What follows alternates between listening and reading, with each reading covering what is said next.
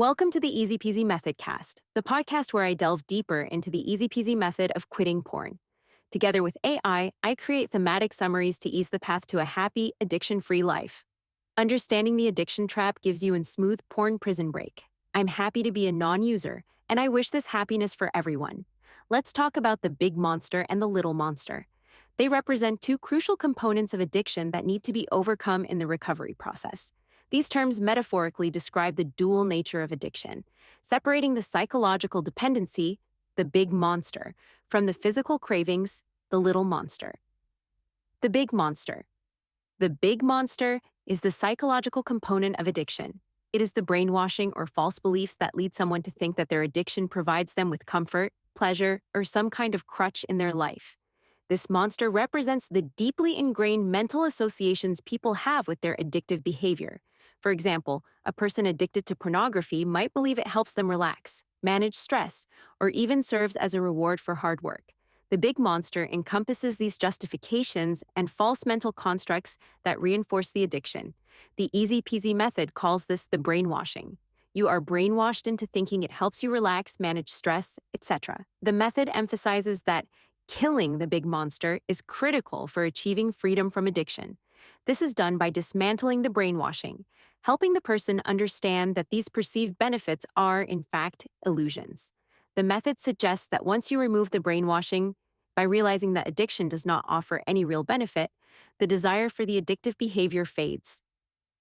The big monster essentially feeds on the psychological fear of what life might be like without the addiction. In the example of porn addiction, this fear could be the concern that life without the addictive behavior will be less enjoyable or more stressful. Eliminating this fear is key to slaying the big monster. On the other hand, the little monster refers to the physical component of addiction. The little monster is linked to the body's chemical dependency on substances like dopamine. It is the slight, almost imperceptible physical cravings or withdrawal symptoms that people feel when they stop engaging in their addictive behavior. For most people, the little monster manifests as a minor feeling of unease or discomfort, which may include a restless or insecure sensation that something is missing. The little monster is considered less significant compared to the big monster. The theory is that once the big monster is defeated, that once the psychological dependency is broken, the little monster will naturally fade away. The little monster is relatively powerless without the mental reinforcement of the big monster. However, the method points out that for some people, the little monster can still pose a challenge, even after the big monster has been defeated. This is particularly true for those who experience strong physical cravings or lingering discomfort when they stop their addictive behavior. The relationship between the big monster and the little monster is central to understanding the dynamics of addiction. The big monster creates and maintains the psychological need for the addictive behavior, while the little monster represents the physical cravings that result from engaging in that behavior. In essence, the big monster provides the rationale for continuing the addiction, and the little monster provides the physical drive. Once the big monster is defeated, the little monster should theoretically die off on its own. However, the method suggests that this is not always the case for everyone. Some individuals may still struggle with the little monster after the big monster is gone.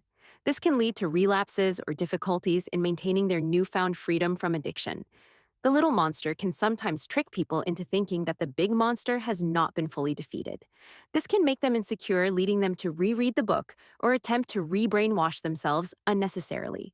This confusion between the two monsters can result in a cycle of quitting and relapsing, where the person believes they have not yet conquered the big monster, even though they have.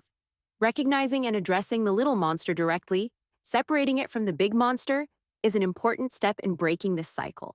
The Easy Peasy method also introduces the addictive voice recognition technique, AVRT, which complements the method. AVRT focuses on recognizing and managing the addictive voice, a term that is essentially synonymous with the little monster. The addictive voice is described as a part of the lower brain that drives the desire for addictive behavior. This voice masquerades as the person's own thoughts, often using first-person pronouns like I to make it seem like the craving or urge is a rational decision made by the individual themselves. Recognizing that this voice is not truly the individual, but rather a manifestation of the addiction, is a crucial part of overcoming the little monster. Once the person can separate themselves from the addictive voice, they can begin to take control over their cravings and impulses. AVRT emphasizes that the person is always in control, even though the little monster or the addictive voice might try to convince them otherwise. In conclusion, the big monster and the little monster represent the psychological and physical components of addiction, respectively. The big monster is the brainwashing or mental dependency, while the little monster is the physical craving. The method focuses primarily on defeating the big monster, with the belief that the little monster will die off naturally once the psychological addiction is eliminated. However, the method points out that for some people, the little monster can still pose a challenge, even after the big monster is gone. Recognizing and addressing both monsters is essential for achieving lasting freedom from addiction.